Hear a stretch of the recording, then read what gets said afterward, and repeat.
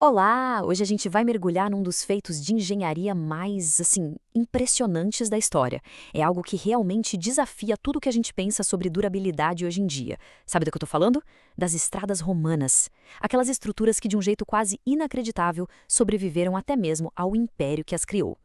Pois é, essa é a grande pergunta, né? É só a gente pensar nos buracos que aparecem nas nossas ruas. Todo ano, a mesma história. Agora, imagina só uma estrada que foi usada por legiões, por carroças e que aguentou o tranco do tempo por 2 milênios. E ela ainda está lá. Como é que eles conseguiram fazer isso? É um verdadeiro mistério da engenharia e é isso que a gente vai desvendar agora. E isso é mais do que só um fato histórico. É um verdadeiro quebra-cabeça. Pensa bem. No nosso mundo, pontes e rodovias modernas precisam de manutenção o tempo todo. A durabilidade dessas estradas antigas parece até mágica. Mas como a gente vai ver, não tinha nada de mágica, era puro método. E o mais incrível é exatamente isso. Elas não duraram só enquanto recebiam cuidados, não. Muitas delas foram simplesmente abandonadas por séculos, e mesmo assim as fundações continuaram lá, intactas. É um testemunho silencioso de uma mentalidade de construção, nossa, completamente diferente da que a gente tem hoje.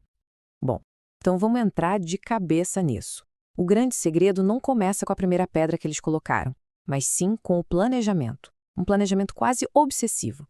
Para os romanos, a preparação era absolutamente tudo. E o objetivo? O objetivo não era construir rápido, era construir para durar, para sempre.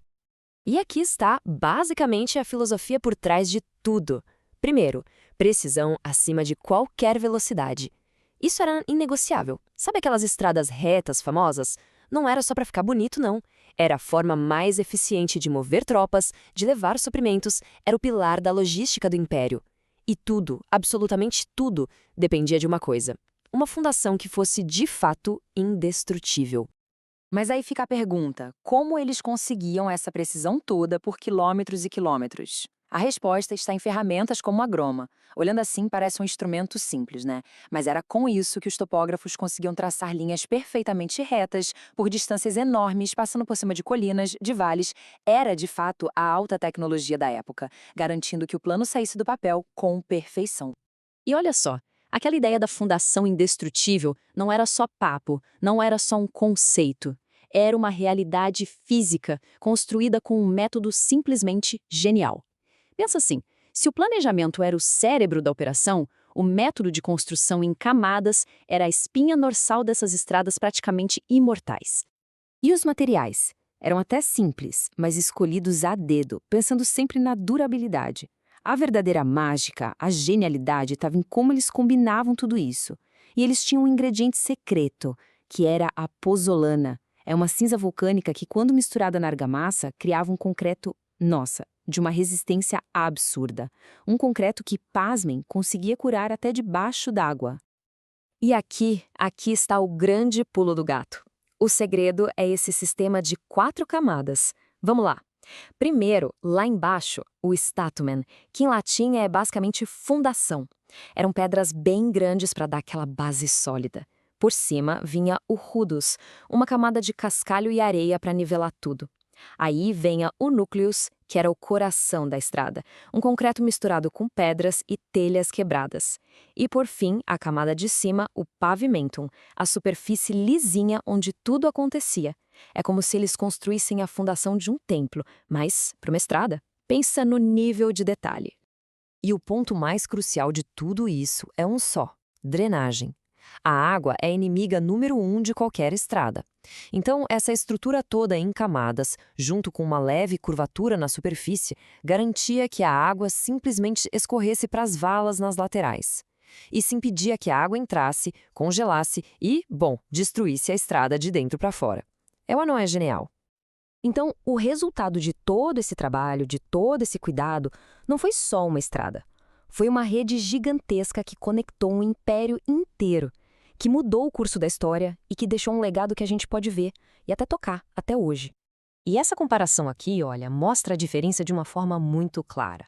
A filosofia romana era construir para durar séculos. Era um investimento para o futuro, um projeto de Estado para a eternidade. O custo inicial era altíssimo, claro, mas o objetivo era durabilidade. Hoje, Bom, hoje a lógica é outra, né? A gente constrói pensando num ciclo de vida de 20, 40 anos. É mais barato para construir, mas a gente já sabe que vai ter que consertar o tempo todo. São duas filosofias que mostram muito sobre os valores de cada época. E para a gente ter uma ideia do tamanho dessa ambição, estamos falando de mais de 80 mil quilômetros de estradas pavimentadas. 80 mil? Isso é o suficiente para dar 2 voltas completas no planeta Terra. Uma infraestrutura gigantesca e, o mais maluco, construída basicamente com ferramentas manuais. E aquele famoso ditado, todos os caminhos levam a Roma, pois é, não era só uma força de expressão, era o resultado prático de uma estratégia. Essa rede de estradas era como o sistema circulatório do império.